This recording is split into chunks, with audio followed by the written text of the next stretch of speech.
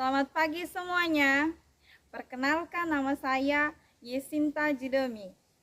Saya adalah seorang guru pendidikan agama Katolik di SMP Negeri 2 Pulau Batu Utara.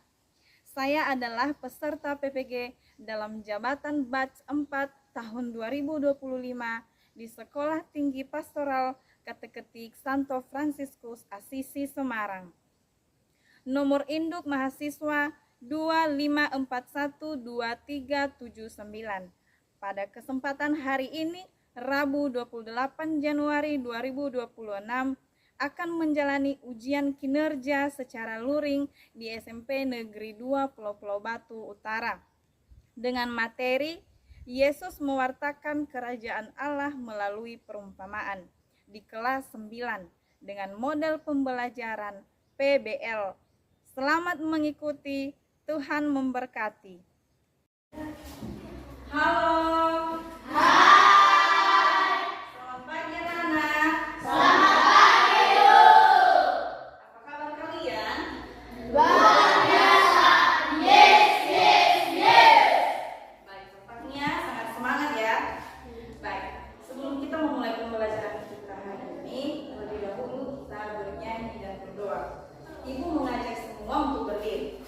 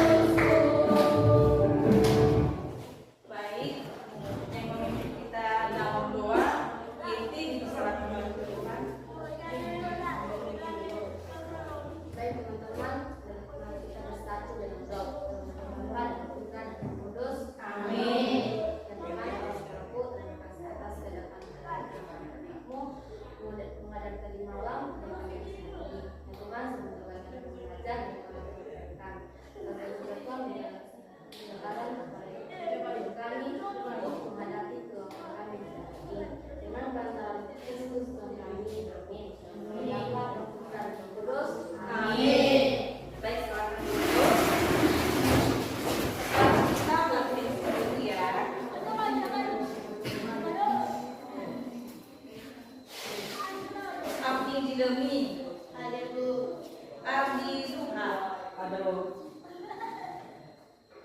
Elsi Jidemi, ada Bu Visi Wakambowo, ada Bu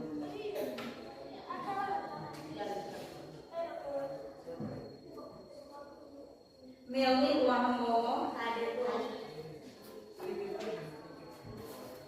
Jelita Garamba, Jovi, ada Bu Priska Namun, Fernida Wambowo, Natania Garamba,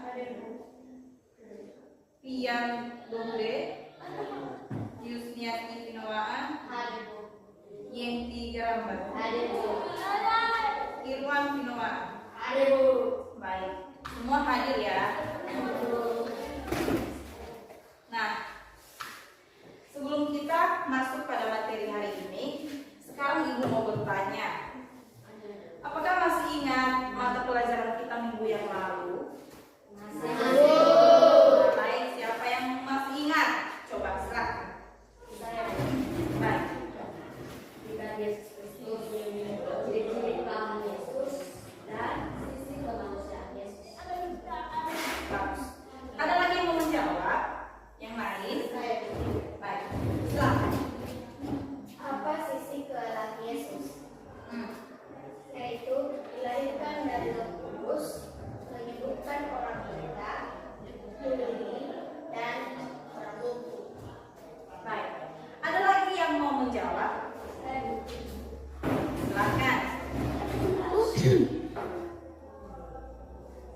Ciri kemanusiaan Yesus dilahirkan oleh Bunda Maria, pernah kecewa, marah, sedih.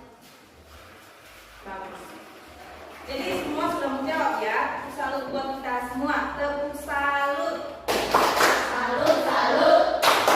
Salut, salut. Salut. Nah, bagus. Nah, sekarang kita lihat topik materi kita pada hari ini, yaitu Yesus mewartakan kerajaan Allah melalui perumpamaan. Sekali lagi, Yesus mewartakan kerajaan Allah melalui perumpamaan. Nah, tujuan pembelajaran kita hari ini yaitu peserta didik mampu memahami karya Yesus dalam mewartakan kerajaan Allah melalui perumpamaan sehingga dapat ikut ambil bagian dalam karya pewartaan Yesus dalam kehidupan kita sehari-hari. Nah, anak-anak ibu yang terkasih, dalam mewartakan kerajaan Allah, Yesus menggunakan perumpamaan dan mujizat. Nah, perumpamaan merupakan sebuah penyampaian pesan dengan menggunakan bahasa imajinatif, bahasa kiasan maupun simbolis, ataupun sebuah perbandingan sehingga orang-orang akan dengan mudah mengerti dari sesuatu yang disampaikan ataupun makna dari sesuatu tersebut. Nah, demikian juga yang dilakukan oleh Yesus. Yesus menggunakan perumpamaan dalam pewartaannya agar pewartaan dan ajarannya dapat lebih mudah dimengerti oleh banyak orang. Nah, anak-anak ibu yang terkasih, coba dilihat contoh-contoh perumpamaan yang digunakan oleh Yesus. Yang pertama yaitu perumpamaan seorang penabur, yaitu diambil dari Injil Markus bab 4 ayat 3 sampai 8, dilanjutkan dengan ayat 13 sampai 20. Maksud dari perumpamaan tersebut adalah bahwa untuk menegakkan kerajaan Allah, betapapun ada kegagalan, betapapun ada penolakan, namun karya Yesus itu akan tetap menghasilkan buah yang berlimpah, akan melebihi dari apa yang diperkirakan oleh manusia. Maksudnya juga, seorang penabur tidak akan pernah putus asa menanti buah hasil yang ditaburnya. Sementara contoh yang kedua, contoh perumpamaan yang digunakan oleh Yesus yaitu perumpamaan tentang benih yang tumbuh, yaitu diambil dari Injil Markus bab 4 ayat 26 sampai 29. Maksud dari perumpamaan ini bahwa kerajaan Allah itu diumpamakan sebagai benih yang sudah ditaburkan oleh seorang penabur. Lalu benih itu akan tumbuh sendiri.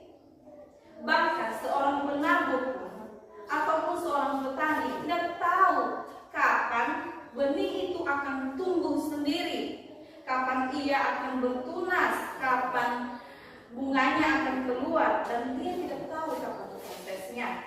Berarti harus menanti kesabaran.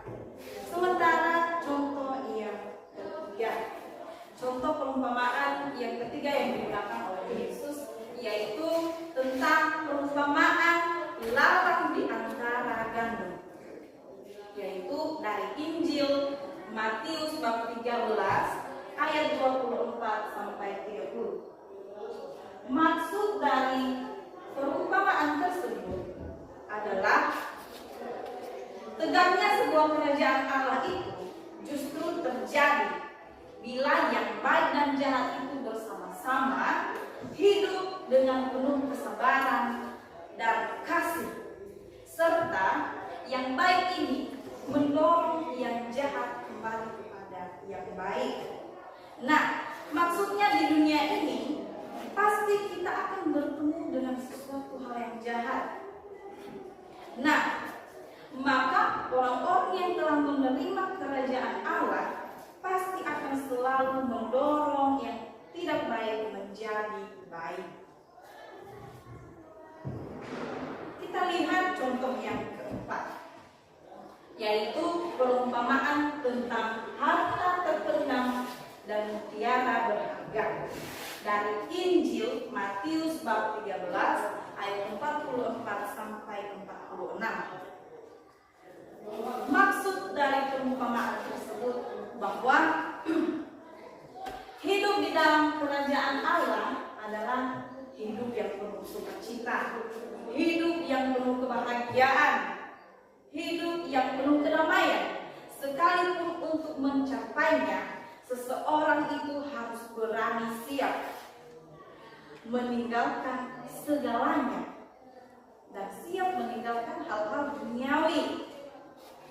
Maksudnya, dalam mencapai kerajaan Allah itu tidaklah mudah, mesti menuntut kesiapan hati, kesabaran, dan tindakan kasih. Baik anak-anak,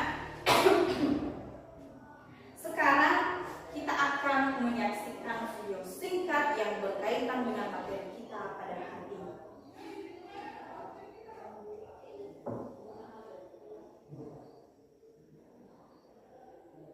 Silakan diperhatikan.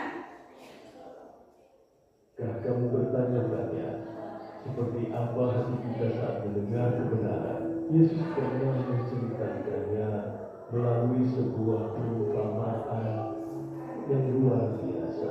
Bayangkan seorang penabur keluar untuk menabur benih. Benih ini adalah firman Tuhan.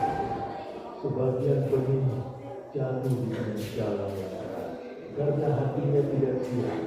Si jahat dengan mudah datang seperti burung dan merampas firman. Sebagian lagi jatuh di tanah berbatu. Awalnya diterima dengan sukacita, tapi karena akarnya dangkal, saat kesulitan datang, ia langsung layu. Ada juga benih yang jatuh di tengah semak biru. Firman ini tumbuh, tapi kekhawatiran dunia, godaan kekayaan, dan berbagai keinginan lain menghintipnya hingga mati. Namun, ada benih yang jatuh di tanah yang subur. Hati yang seperti ini mendengar, menerima, dan membiarkan firman itu berakar dalam. Hasilnya, ia tumbuh kuat dan menghasilkan buah yang berlimpah, bahkan 100 kali lipat. Jadi, pertanyaannya, tanah manakah hatimu hari ini? Baik, apakah kalian sudah melihat? Sudah.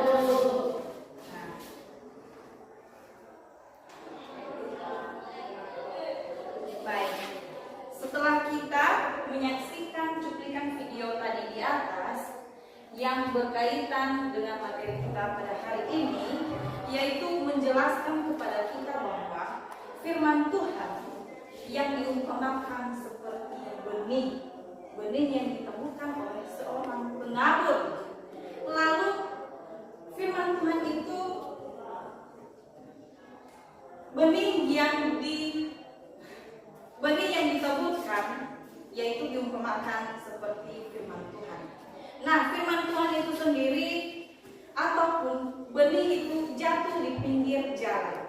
Tadi kalian sudah melihat, jatuh di pinggir jalan, jatuh di tempat yang berbatuan, dan jatuh di tempat di semak-semak duri, dan jatuh di tempat yang baik dan subur.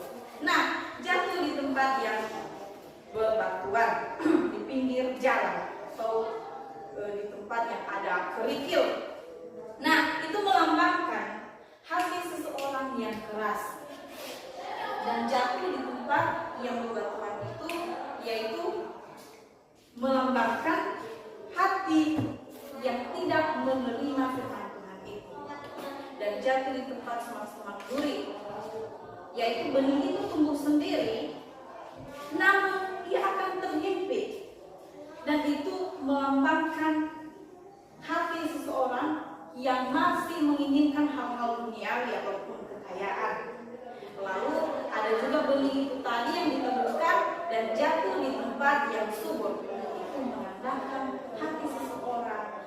menerima firman Tuhan itu sendiri di dalam dirinya dan melakukan di dalam kehidupannya.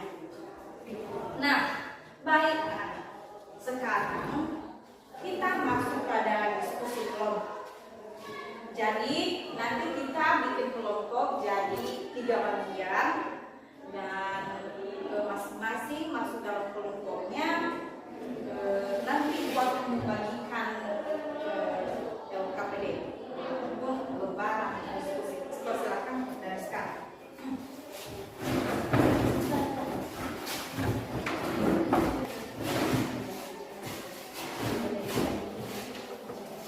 Nah, silakan kalian kerjakan.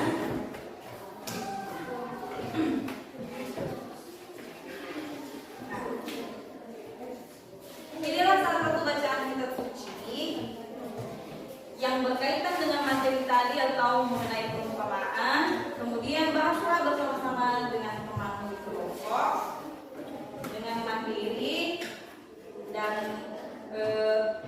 di atas, yaitu nanti setelah kalian mengerjakan bersama-sama dalam mempresentasikannya ke depan.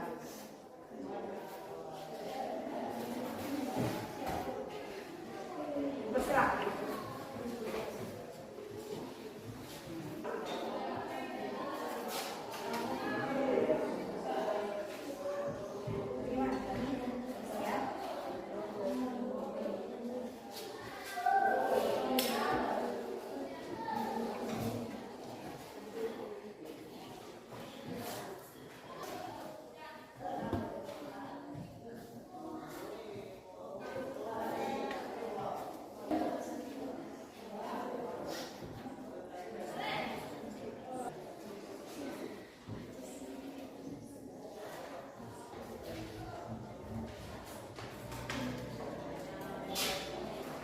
Sudah siap semua? Sudah, Bu.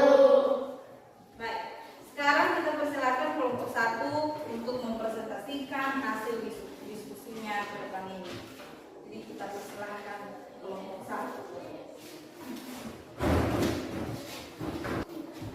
Baik, terima kasih atas waktu dan kesempatan yang diberikan kepada kami dan kelompok 2 wakil dari kelompok 1 untuk memperkenalkan hasil diskusi kami. Perumpamaan seorang penabur, Markus bab 4 ayat 3 sampai 8 dan juga ayat 13 sampai 20. Menceritakan tentang sebuah perumpamaan seorang penabur, mana firman Tuhan diumpamakan sebagai bentuk tabungan kepada setiap orang dengan harapan akan menghasilkan buah. Namun keberhasilan firman bergantung pada kondisi hati yang menekan. Tanah di pinggir jalan melambangkan hati yang keras yang dirangkas iblis.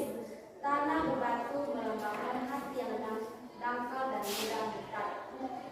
Serta tanah berduri melambangkan kekhawatiran duniawi dan kekayaan. Hanya hati yang baik yang mampu mendengar, menerima dan berbuah melimpah menunjukkan kedewasan Tuhan. Baik, terima kasih. Silakan duduk.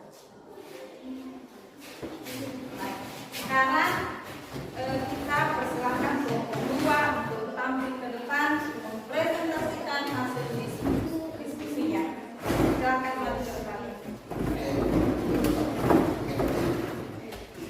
Baik, kami dari kelompok 2 akan membacakan hasil diskusi kami, yaitu perumpamaan penabur dalam kitab Markus bab 4 ayat 3 sampai 8 dan dilanjutkan dengan ayat 13 sampai 20.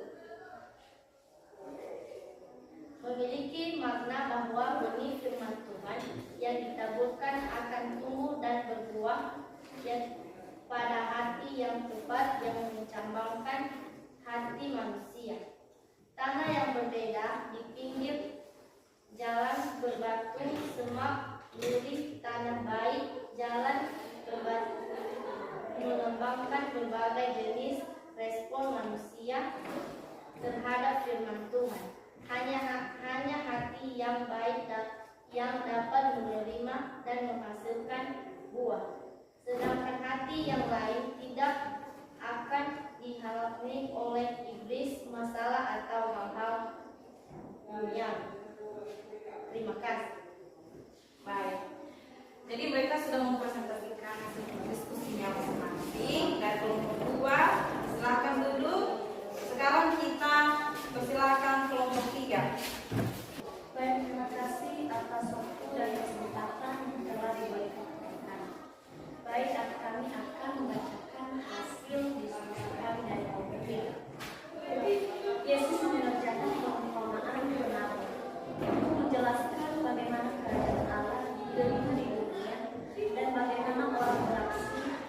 berbeda terhadap dosanya, karena setiap orang memiliki hati yang dibatasi dengan hati. Ada kata yang baik dan keras karena yang mengaruhi hasil benih yang ditabur atau firman Tuhan yang disampaikan. Terima kasih. Baik, silakan duduk.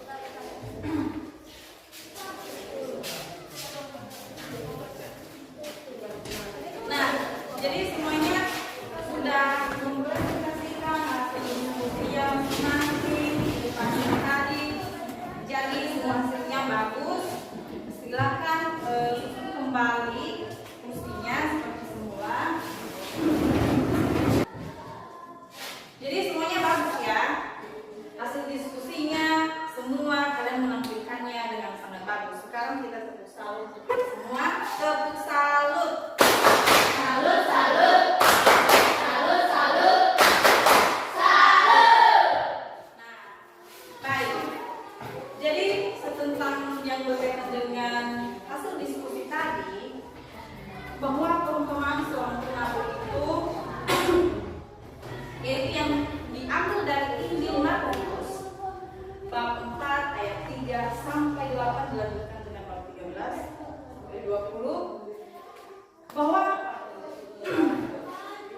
dalam firman Tuhan ini menceritakan kepada kita tentang sebuah perumpamaan seorang penabur, di mana firman Tuhan itu sendiri diumpamakan seperti benih yang ditaburkan kepada setiap orang. Dan setiap benih yang ditemukan kepada setiap orang dengan harapan akan menghasilkan buah. Namun keberhasilan firman Tuhan itu sendiri tergantung pada hati setiap orang masing-masing. Nah, benih yang ditaburkan tadi ada tumbuh ataupun jatuh di tempat yang bebatuan, jatuh di pinggir jalan, ada yang jatuh di semak-semak duri, dan ada juga jatuh di tempat yang baik ataupun di tempat yang subur. Nah, yang jatuh di pinggir jalan itu yaitu melambangkan hati seseorang yang keras. Hati yang keras. Hati yang dirampas oleh iblis. Dan tanah yang berbatu-batu itu melambangkan hati yang dangkal dan mudah murka, mudah marah. Jadi setiap ada masalah langsung marah. Setiap ada persoalan yang tidak menyenangkan langsung menanggapi dengan hal positif.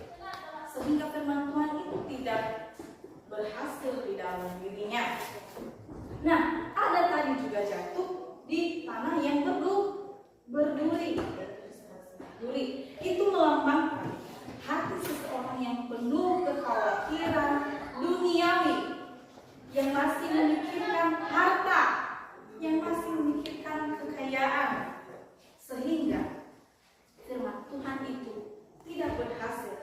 Kenapa? Karena dibarengi dengan pikiran-pikiran hal-hal duniawi, kesenangan semata, sehingga firman Tuhan itu tidak berhasil. Namun ada juga yang jatuh di tempat yang baik ataupun di tanah yang subur. Itu melambangkan hati seseorang, hatinya yaitu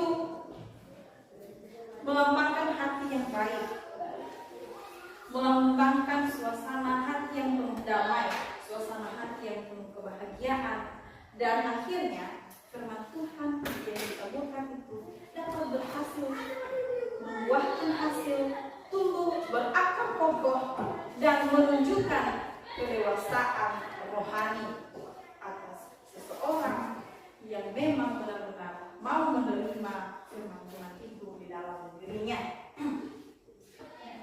Sebelum kita mengakhiri materi kita hari ini, silakan ditulis tugas yang ada di atas. Baik, jadi kita ada tugas di rumah. Silakan ditulis. Tulislah niat pada selembar kertas. Hiaslah dengan indah. Tempelkan niat itu di kamar ataupun di tempat yang mudah untuk dilihat. Di tempat yang mudah untuk dilihat. Nah, baik. Sekarang masih ada pertanyaan? Tidak, Bu. Masih ada pertanyaan? Tidak, Bu. Nah, baik. Jadi sebelum kita mengakhiri pertemuan kita hari ini, pembelajaran kita hari ini, terlebih dahulu kita bernyanyi dan berdoa. Ibu mau mengajak kami semua untuk berdiri.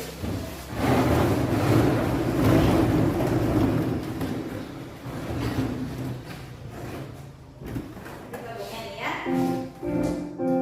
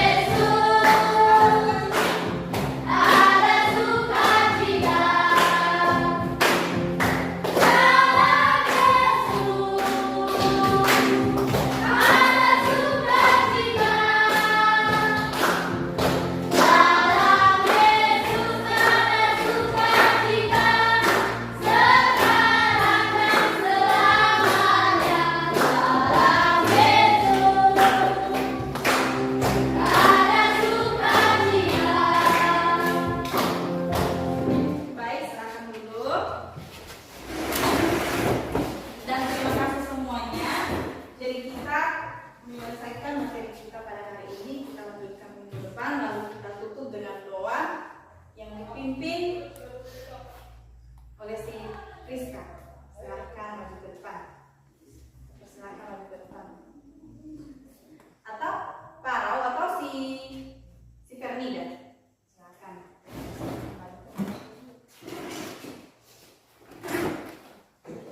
Teman-teman, mari kita bersatu dalam doa. Amin. Surga, puji syukur dan panjatkan kehadirat-Mu atas berkat dan perlindungan kepada kami pada pagi kami pada siang ini. Tuhan, terima kasih atas kami dan segala Tuhan kami mau pulang perhatikan dan perjalanan sehingga kami bisa sampai ke tempat kami dengan selamat. Dan nama Tuhan Yesus kita berdoa. Amin. Amin. Nah, baik anak-anak. Sekarang sebelum pulang, ibu mau kasih arahan. Nanti tunggu bel pulang. Kalau sudah bel pulang, nanti langsung pulang ke rumah. Jangan singgah lagi, jangan bertengkar. Dan nanti luangkan waktu di rumah untuk belajar, baca buku, kasih waktu untuk belajar. Jangan main terus. Nah, jadi sampai jumpa minggu depan lagi.